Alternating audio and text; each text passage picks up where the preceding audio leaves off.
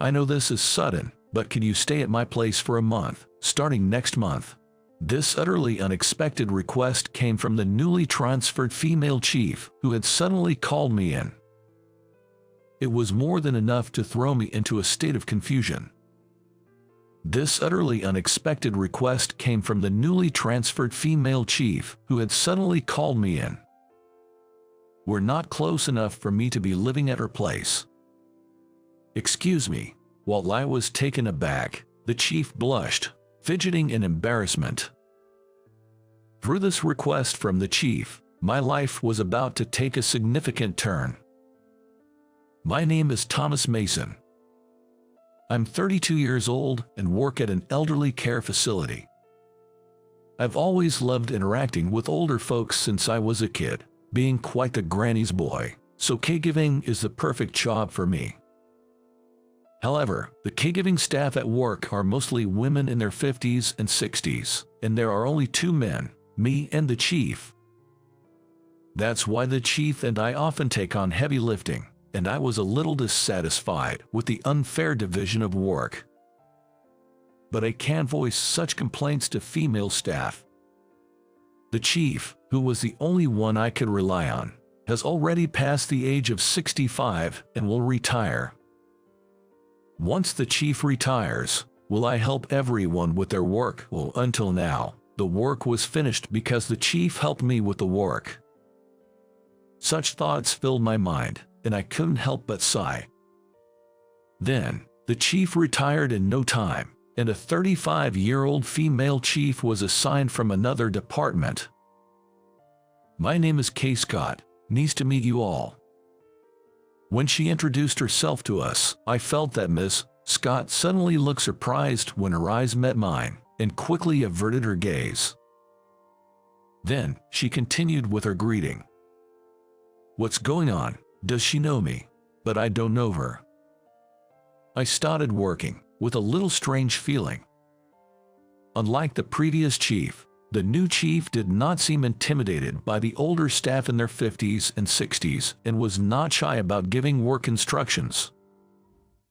Helen, one of the residents is calling you. Please attend to them. Jessica, you left meal assistants halfway to guide someone else to their room, didn't you? Please finish one task before moving on to the next. The new chief was brisk in her directives and closely observed the movements of the caregiving staff, giving necessary corrections. There was no wasted motion in her work, and her directions and reminders were always on point. However, the Queen Bee staff, who had been there for many years, didn't like being instructed by a younger chief. She's acting high and mighty for being so young. She's getting carried away just because she's the chief. Complaints about the chief had become commonplace at work. And for some reason, the chief didn't give me any work instructions. It was as if she thought, you can handle things on your own, right, even without her saying it.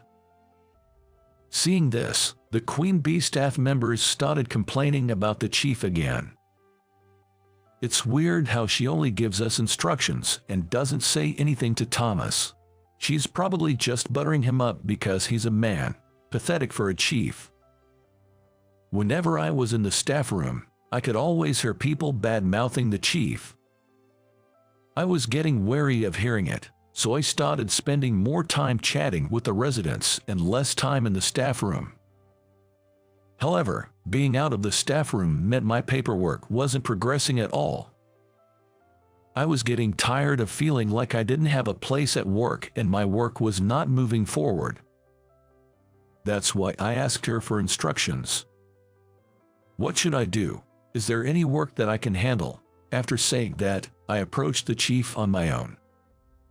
Then, finally, the chief said to me, "All right, then do this," and started to assign tasks to me. But the tasks given to me were things like changing sheets and cleaning the floors. It was obvious that these tasks were not caregiving duties, just odd jobs. Seeing me accepting these tasks from the chief, the Queen Bee staff members started bad-mouthing the chief again behind her back. That chief, she's definitely pandering to men. changing the work she assigns based on gender and age. She's really a wicked woman. The behind-the-back talk from the Queen Bee staff members was only increasing day by day. I started racking my brain about how I could improve the relationships at work. During such a time, I was called by the chief to the conference room. Did I do something? I couldn't think of anything. Well, it doesn't matter. Since I was called by the chief, I might as well discuss the interpersonal issues as well. As I was walking towards the conference room with various thoughts, I noticed the chief fidgeting with an unusually embarrassed look. When I asked, is there something you need from me? She just kept looking down without saying a word. While I was watching the chief with curiosity, she finally opened her mouth. I'm sorry for the sudden request, but can you stay at my place for a month next month? What? I was confused by the sudden, unexpected request from the chief. I'm going on overseas training, so could you look after my cat for me? Saying so, the chief handed me her house keys, fidgeting with a bashful look. Ah, so that's what this is about.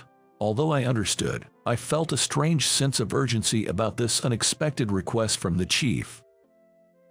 Why me? Aren't there other people you could ask? When I asked the chief that, she looked at me with a blush and said, there's no one else I can ask. That's why I'm asking you, Thomas, and gazed intently at me.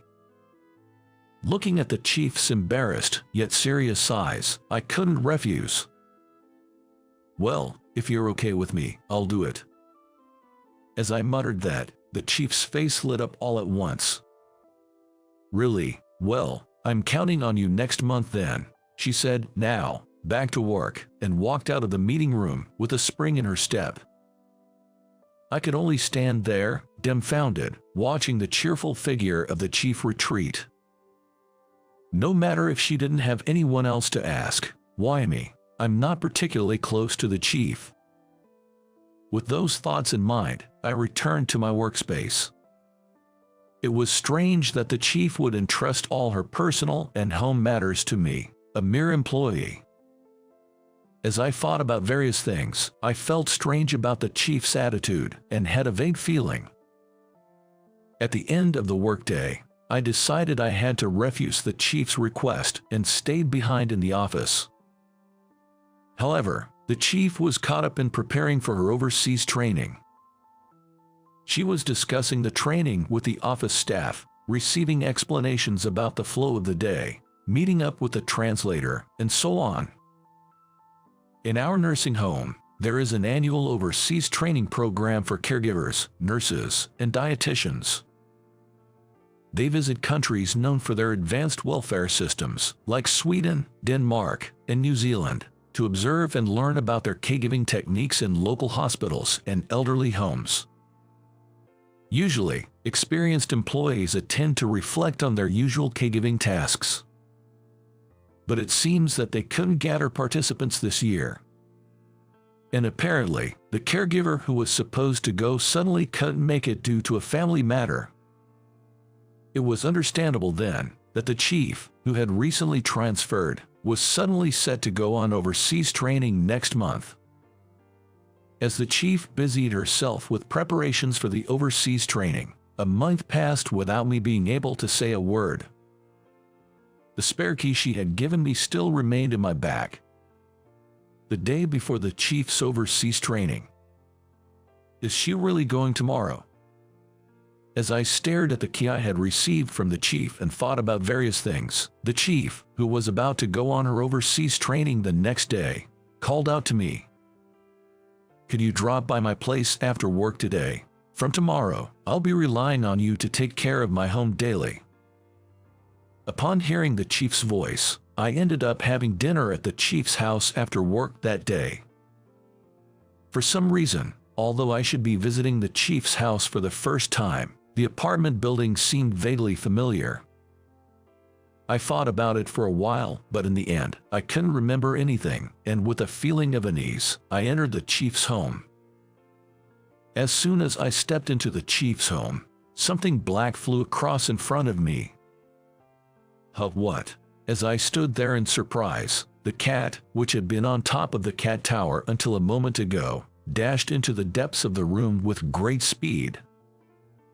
She's incredibly shy around people. She's never let any visitors touch her. The chief explained this while putting down her bag, donning an apron, and starting to prepare dinner.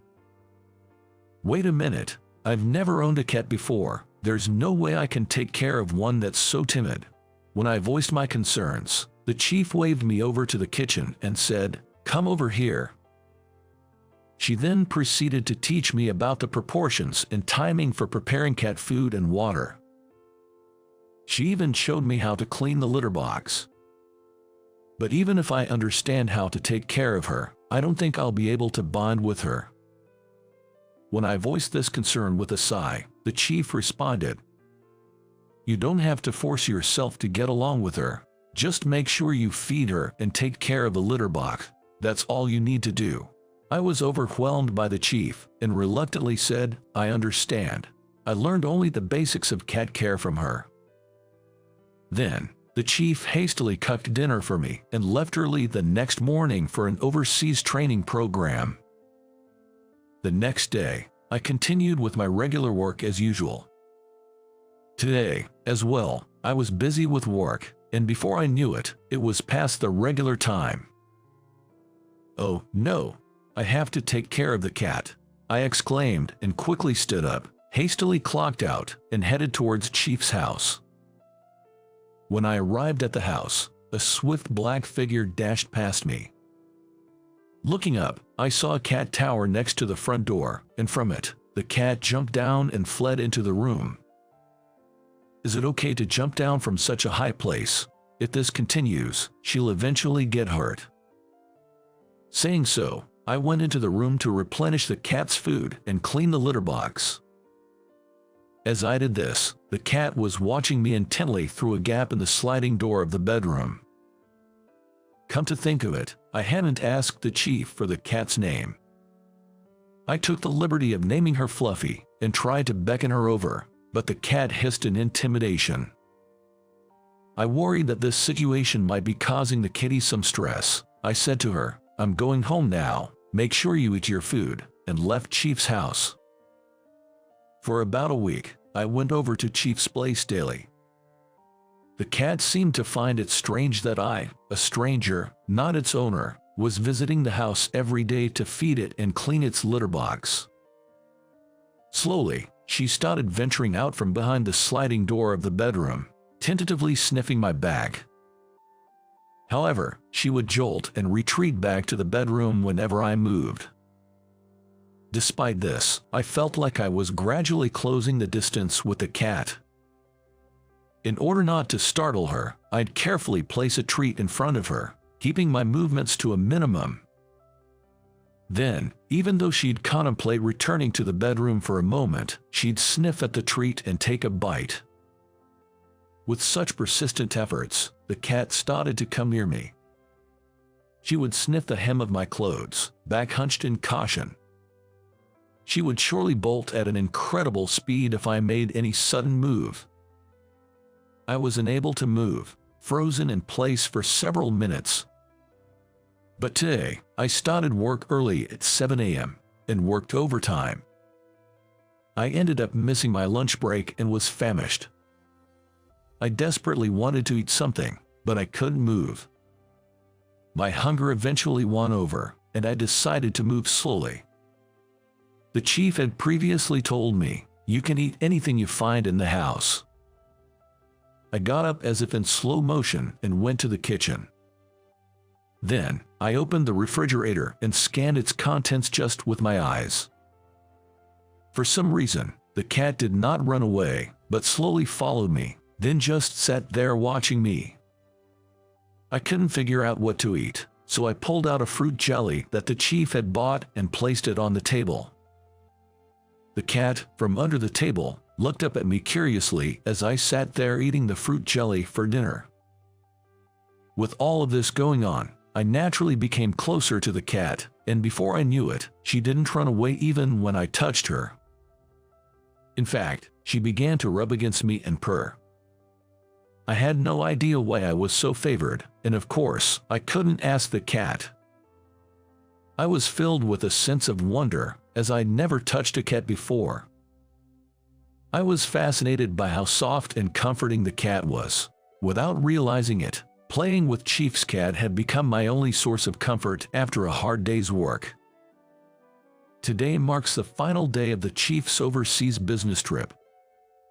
As always, I looked forward to playing with the cat and headed over to her house. Unusually, the cat was waiting for me at the entrance. "Ah, a welcome party, thank you," I said to the cat, giving it a scratch. As I was doing so, I felt something odd on my hand. What's this? Was this here before?" I thought to myself, feeling the cat's belly once again, and there it was, a lump, small like a marble. I don't know anything about cats, but the thought of the cat being sick filled me with anxiety. In a panic, I looked for a 24/7 veterinary clinic and rushed there. To my surprise, the vet's eyes widened in shock. "This seems to be a skin tumor. At this size, it would be very difficult to find unless you're frequently touching and checking the cat's body. Good find," he said. With a reassuring smile, he continued, "Given the small size, we can likely remove it completely with immediate surgery. We'll have to look at the pathology report for certainty, but we should schedule the surgery as soon as possible." Despite being a popular clinic with a 1-month waiting list for surgeries, it turned out there had been a recent cancellation, so I could book the surgery. I scheduled the surgery right there, and given my worry about the cat, I decided to stay at Chief's house for the night. This house, it felt familiar somehow, but it wasn't a place I knew. With that thought nagging at me, I laid down on the living room couch, petting the cat until, before I knew it, I fell asleep. The following day, the Chief returned from her overseas training. "Was everything okay? Did anything happen?" The Chief rushed over to me with a worried look. "I'm fine, but..." I stammered, then told her about the cat's illness. "What, you noticed that?" The Chief was surprised that the cat, who usually didn't let anyone else touch it, allowed me to pet it daily. After her overseas training, she returned to a whirlwind of preparing for a presentation at a meeting and arranging for the cat's surgery. The cat's surgery, which I was worried about, was a success. The results of the pathological examination revealed that it was a malignant tumor. However, because it was discovered early, the cancer was completely removed, and the possibility of metastasis was considered very low. When she finally had a moment of calm, she wanted to thank me again, and I was invited to her house. As soon as I arrived at her house, the cat, with its eyes shining, approached me with its tail up. Watching me and the cat, who kept rubbing up against me fervently, the Chief started to speak. "You've always been such a perfect gentleman, even back then. I can see why my sister and the cat chose you." I widened my eyes and asked, "What do you mean?" But as I looked at her face, I remembered something. I was always a bit more mature than my classmates in elementary school, partly due to my physical build. I know it might sound weird to say this, but I was a bit of a heartthrob and was quietly popular among the girls. In the 6th grade, I became an official couple with my first love, and our relationship lasted until middle school. Looking at us, her sister would watch us with an envious look, like "You guys are lucky." Could it be? "You're the sister of my first love." When I said that to the Chief, he laughed with a bright smile and said, "Did you just notice?" Then, she told me a story. After my first love and I broke up in middle school, her parents divorced, her sister went to live with their mother, and the Chief went with their father. Their father passed away from cancer a few years ago. She hasn't been able to get in touch with her sister or her mother. Feeling left behind and lonely, Kay started keeping a cat a few years ago. This house is actually her childhood home, but it's changed a lot recently as the area has been developed into a new residential area. The apartment was also renovated, which is why I didn't recognize it. To distract herself from her loneliness, she had been putting on a brave face at work. And then, she was transferred to my department, and we were reunited. I secretly had a crush on you as I watched how seriously you cared about my sister. Saying that, the chief smiled shyly. Unlike when she was at work, she had a really kind and cute atmosphere. I felt an electric shock course through me, blindsided by this unexpected revelation of our past connection. From that moment, I found myself frequently visiting her house to see the cat. You've done so much for the cat. It's gotten much better thanks to you. I can't thank you enough. She'd repeatedly expressed her gratitude, to which I replied that I wanted something in return. When she asked what I wanted, without missing a beat, I pointed towards the entrance hall and said, "I'll take that." She looked confused until I held up the spare keys to her house. This is what I meant. Understanding dawned on her and her cheeks flushed a sweet pink. She was so cute that I hugged her. From that day on, our relationship officially started. "Just keep it quiet at work, okay?" she asked shyly. I noticed a softening in her personality since we started dating. Hasn't the chief been particularly nice to us lately? Maybe something good happened. Has she got a boyfriend now? As I watched her laugh off the remarks from the Queen Bee staff, I felt a sense of relief and couldn't help but smirk. I hope you enjoyed the story. Subscribing to the channel can be a great motivation for us. See you in the next video.